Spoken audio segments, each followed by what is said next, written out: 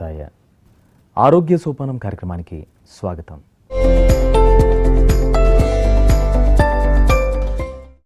శ్రీ వెంకటేశ్వర వైద్య విజ్ఞాన సంస్థ స్విమ్స్లో ఫిజియోథెరపీ కళాశాల ప్రిన్సిపల్గా డాక్టర్ కె మాధవి గారు విశిష్ట సేవలు అందిస్తున్నారు.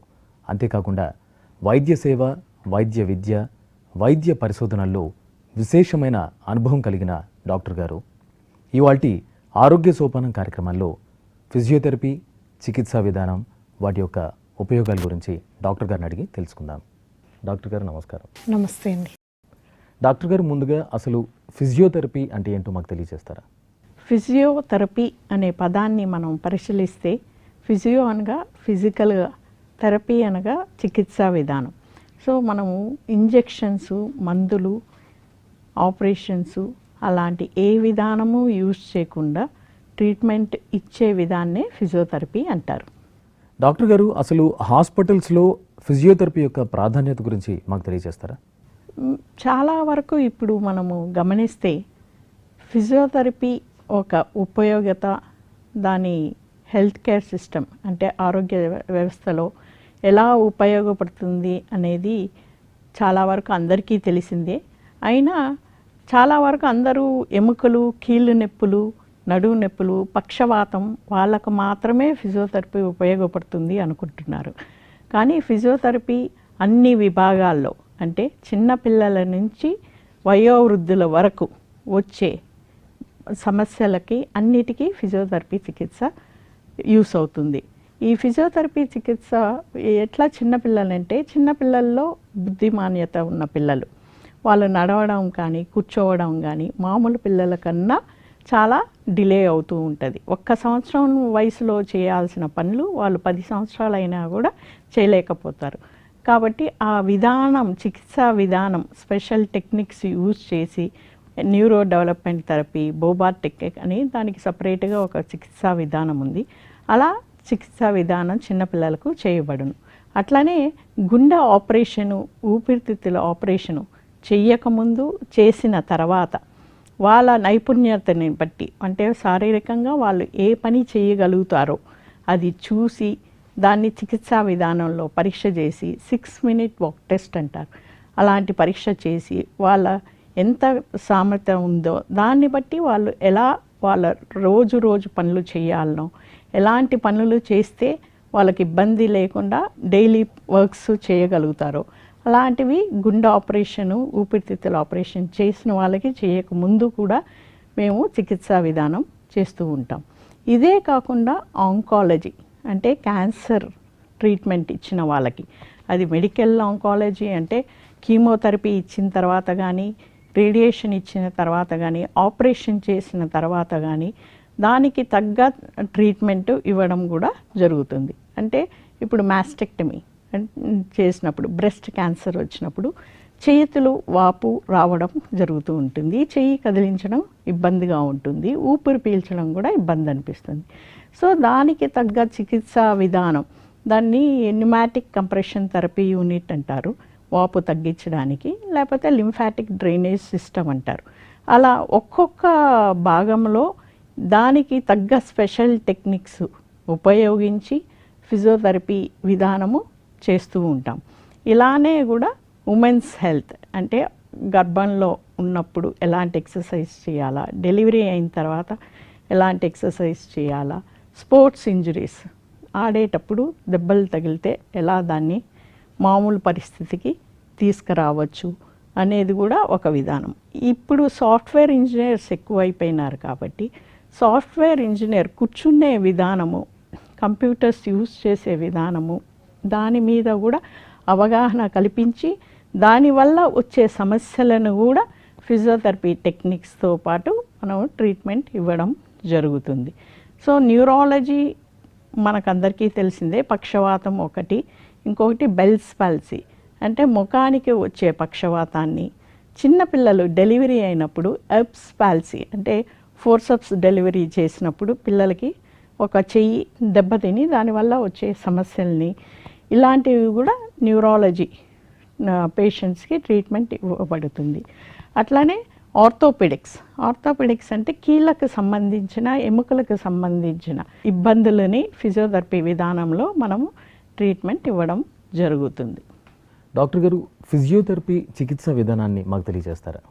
ఫిజియోథెరపీ అంటేనే చాలామందికి ఎక్సర్సైజ్ చేస్తారు అన్న ఒక భావన మాత్రమే తెలుసు.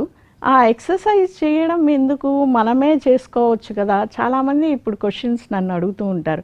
నేను పొద్దున్నే లేచి వంట పని చేస్తూ ఉంటాను, ఇంట్లో అన్ని పనులు చేస్తూ ఉంటాను, మళ్ళా నాకెందుకు సపరేట్గా ఎక్సర్సైజ్ చెప్తున్నారు, ఎందుకు చేయాలా? చాలామంది అడిగే క్వశ్చన్స్ ఇవి. నేను రోజు పొద్దున్న లేస్తే సాయంకాలం వరకు పనులు చేస్తూ ఉంటాను, మరి మళ్ళా సపరేట్గా ఎందుకు ఎక్సర్సైజ్ చేస్తారు? నేను ఒక ఉదాహరణ చెప్తాను. ఇప్పుడు మనం గుడికి ఎందుకు వెళ్తాము? గుడికి వెళ్ళి మనం నమస్కారం ఎందుకు చేస్తాము? ఆ స్థానానికి దానికి ప్రత్యేకత ఉన్నప్పుడే మనం ఏకాగ్రతగా ఆ పని చేయగలుగుతాం.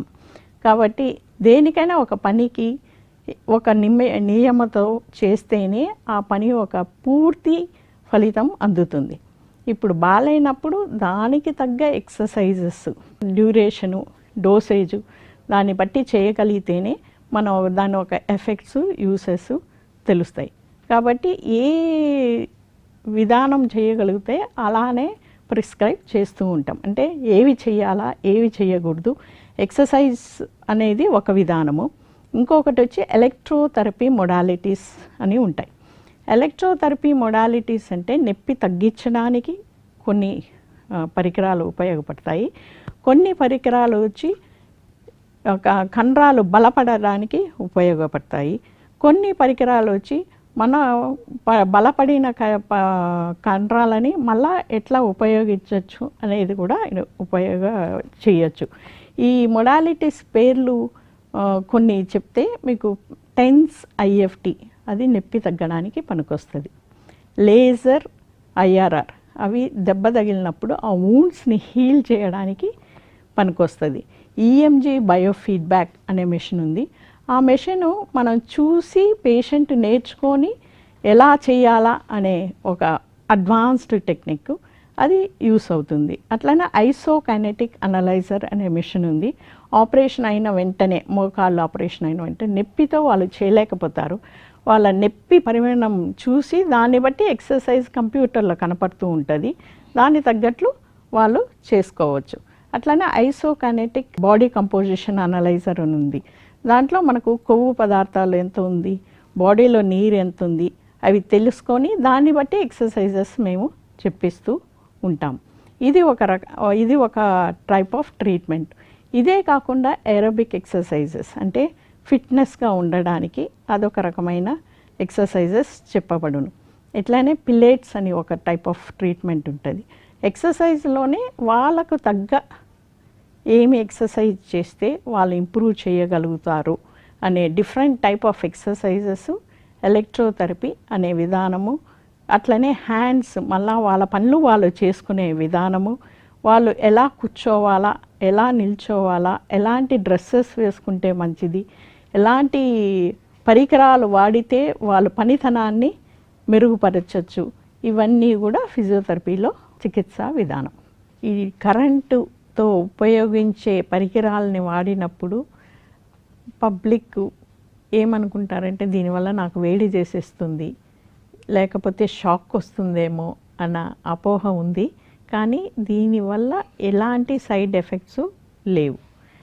పరికరాలు ఏదైనా స్టిమ్యులేటర్ కానీ, లేకపోతే పెయిన్ రిలీవింగ్ ఇంటర్ఫెరెన్షియల్ థెరపీ కానీ, వ్యాక్స్ థెరపీ అని యూజ్ చేస్తారు కండరాలకి, అవి కానీ, లేకపోతే షార్ట్ వేవ్ డయోథెరపీ అని యూజ్ చేస్తారు, ఐఆర్ఆర్ ల్యాంప్ అని యూజ్ చేస్తారు, లేజర్. కాకపోతే ఒక జాగ్రత్త తీసుకోవాలి, వాళ్ళకు షుగర్ ఉండి స్పర్శ విధానం, వాళ్ళు స్పర్శ తగ్గి ఉంటే దాన్ని గమనించి డోసేజెస్ మారుస్తూ ఉండాలి.